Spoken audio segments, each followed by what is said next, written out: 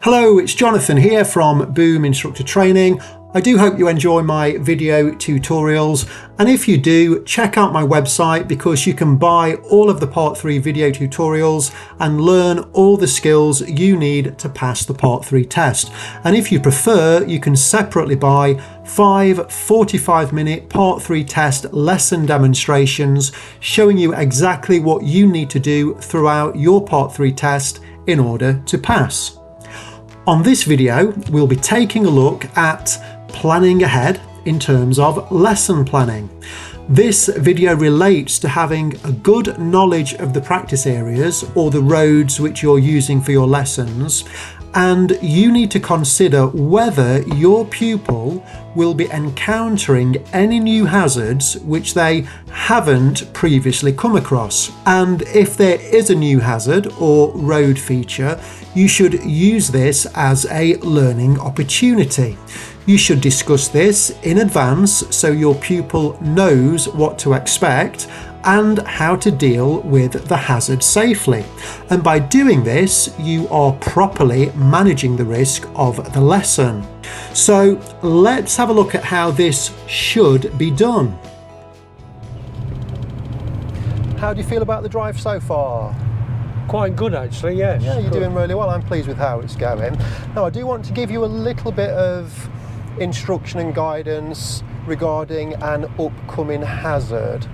So you've got a set of traffic lights soon, and shortly after the traffic lights you'll see a sign and it says arch bridge, high vehicles in the middle of the road.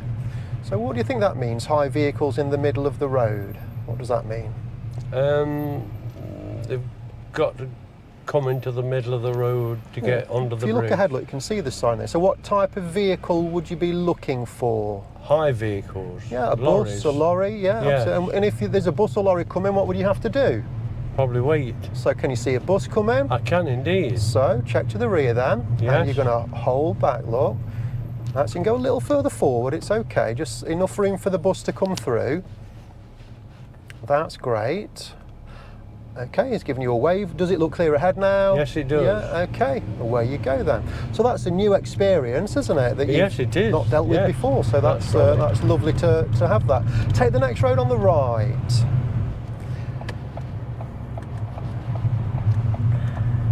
Yes, it's always good to have a new learning experience on your lessons. Any questions about that arch bridge? No, I understand that. That made sense, did it? Good. So makes sense. in future, when we come across that same bridge or a similar bridge, do you think you'll be able to deal with that by yourself without me giving you any instruction? Yes, I do, yes. Okay, great. So from now on, when we come to an arch bridge like that, I'll just keep quiet and I'll let you have the responsibility for dealing with it, okay? Okay. So let's have a recap over what you've just seen. Me, as the instructor, knew there was an upcoming arch bridge. I knew my pupil hadn't encountered an arch bridge before. This was a great learning opportunity.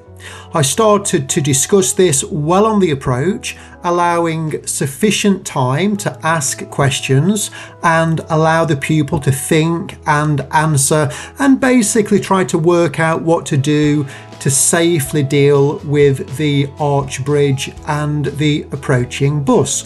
So this was really good lesson planning as the driving instructor, thinking and planning ahead, giving clear and well-timed instructions, and I also used some coaching questions.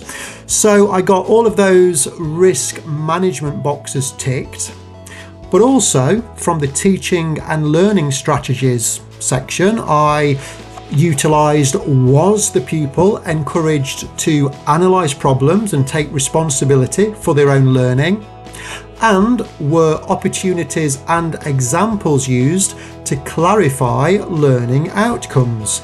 In this case, the arch bridge was the opportunity. Like and subscribe if you found this helpful. I would really appreciate that. And I do enjoy reading your comments, so feel free to let me know your thoughts. And do remember, when you're teaching pupils, keep it simple and enjoy it.